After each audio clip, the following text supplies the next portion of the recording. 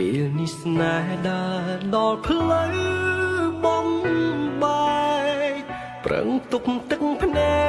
កថ្ងៃស្អែកត្រូវរស់គ្មានអូមិនហ៊ានហាមាត់ខាត់អូនគុំទៅដឹងថានៅពើគ្មានក្តីសុខរស់ក្បែរបងគ្មានឡើយអនា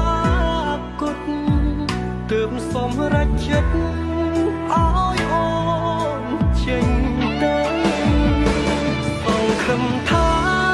អូនជួបមនុស្សល្អជាងបងថានួនល្អពេលគ្មានរៀ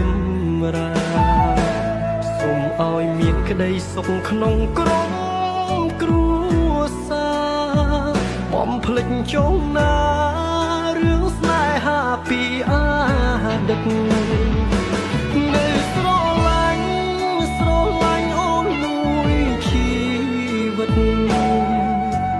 ទុំអស់សិទ្ធថ្នមអូនដូចមុនត្រូវចាំថាប្រុសម្នាក់នេះនៅបារម្ភកាត់ចិត្តឈប់យំបងសូមជូនពរ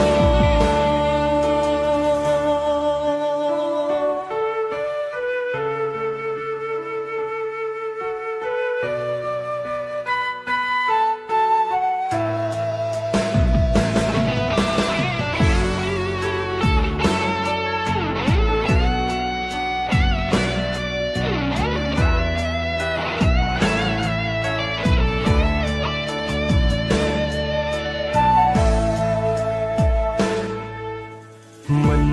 ហ៊ានហាមាត់ខាត់អូនគុំទៅដឹងថានៅពើគ្មានក្តីសុខរស់ក្បែរបងគ្មានឡើយអនាគតទើបសម្រេចចិត្តឲ្យអូនចេញទៅសង្ឃឹមថាអូនជួបមនុស្សល្អជាងបងថានួនល្អពេលគ្មានរៀមរាសូមឲ្យមានក្តីសុខក្នុងក្រុមគ្រួសារបំភ្លេចចុងណារឿងស្នេហាពីអតីតនៅស្រឡាញ់អូនមួយជីវិត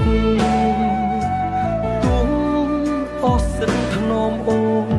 ដូចមុនត្រូវចាំថាប្រុសម្នាក់នេះនៅបារម្